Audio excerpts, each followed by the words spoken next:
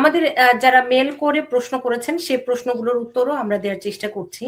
আমাদের একজন আমানুল্লাহ তিনি প্রশ্ন করেছেন, তিনি বাংলাদেশে থাকেন, আমেরিকাতে একজন লোকের কাছে তিনি ওয়ার্ক ভিসার জন্য অর্থ দিয়েছিলেন এবং অর্থ দেওয়ার পর এখন তার ফোন আর ধরছে না এবং টাকা পয়সাও আর তাকে ফেরত দিচ্ছে না। এখন তার বিরুদ্ধে কি কোনো আইনি ব্যবস্থা নেওয়া যায় কিনা? এই যে এত এত প্রতারণার শিকার হচ্ছেন মানুষ, সেক্ষেত্রে আপনি যদি একটু টিপস দিতেন। ওয়েল, এটা পার্সোনাল চয়েস।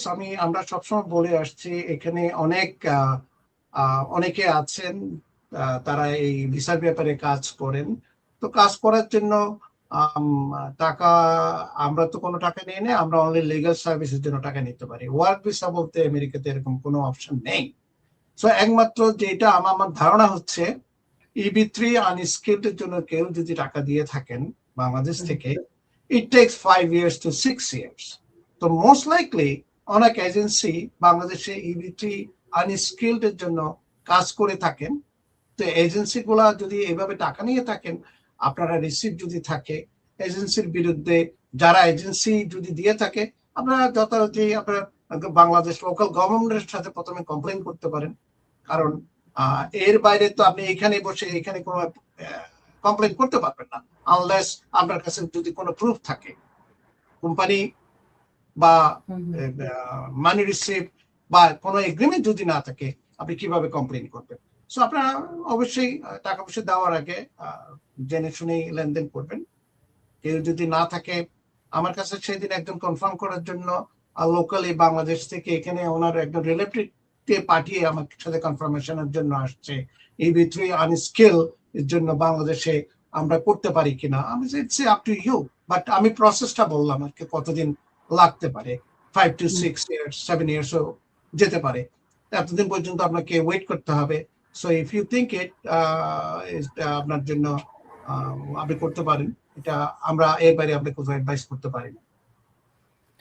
এবং সেটি আপনারা কাকে অর্থ দিচ্ছেন, কিভাবে দিচ্ছেন, কিসের মাধ্যমে দিচ্ছেন, এগুলো একটু যাচাই বাছাই করা দরকার। কারণ আমরা সব সময় বলি অনুষ্ঠান থেকে আমরা সাধারণ তথ্য দিয়ে থাকি, কিন্তু বলে থাকি যিনি সার্টিফিকেটধারী, যিনি প্রফেশনাল, তার ব্যাকগ্রাউন্ড আছে, এরকম একজন মানুষের কাছে আপনার কিন্তু লেনদেন কিংবা আইনি পরামর্শ কিংবা আইনি সহায়তাটি নেওয়া প্রয়োজন।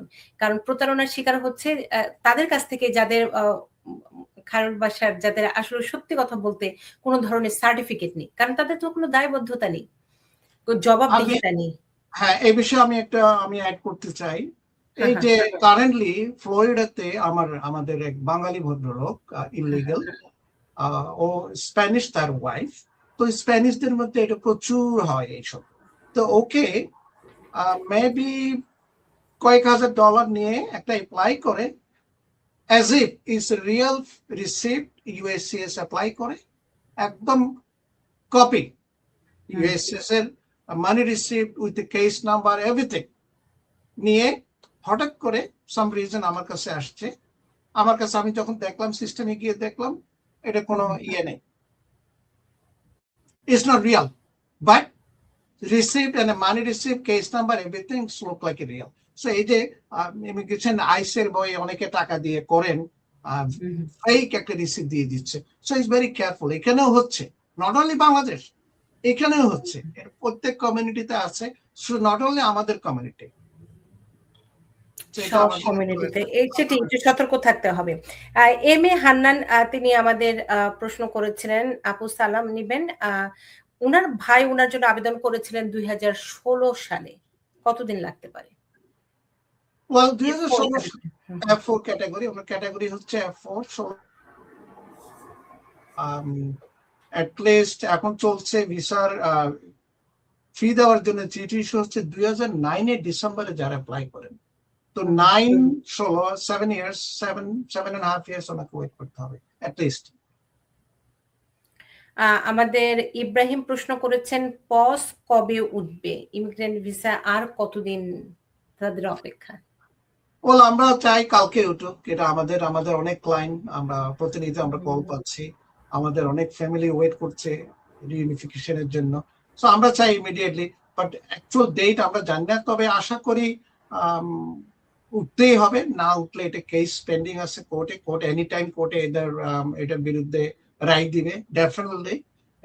এটা ইনডিফিনিটলি এটা পোস্ট রাখতে পারে না, সো ইটস ডেফিনেটলি উঠতেই হবে। So timing is matter. সেটাই, কবে উঠবে সেটি আমরা এখনো সুস্পষ্টভাবে বলতে পারছি না, এটি হচ্ছে সবচেয়ে আমাদের দুঃখজনক।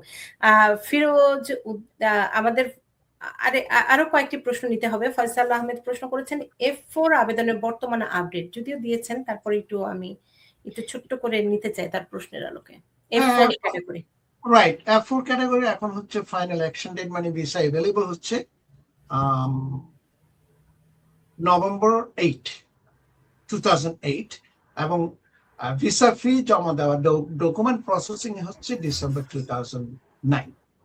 নর্মালি 1 বছর আগে থেকে ডকুমেন্ট কালেকশন করে তখন ভিসা অ্যাভেলেবল হয়। So this is the latest update F4 category. Amina প্রশ্ন করেছেন ট্যুরিস্ট ভিসার এখন কি অবস্থা, ভিসা কি হচ্ছে? ট্যুরিস্ট ভিসা অবশ্যই বন্ড দিয়ে যারা কোয়ালিফাইড এবং যাদের কনভিনসিং এভিডেন্স আছে এবং ভিসা অফিসার যদি কনভিন্স হয় ইন্টারভিউতে, অবশ্যই ভিসা হচ্ছে। এখন আমাদের কাছে অনেকে আসছে যাদের বন্ড দিয়ে আসছে, এবং আর যাদের মাল্টিপল ভিসা আগে ছিল তারাও আসছে। সুতরাং it's in process, but extra scrutiny হচ্ছে আর কি।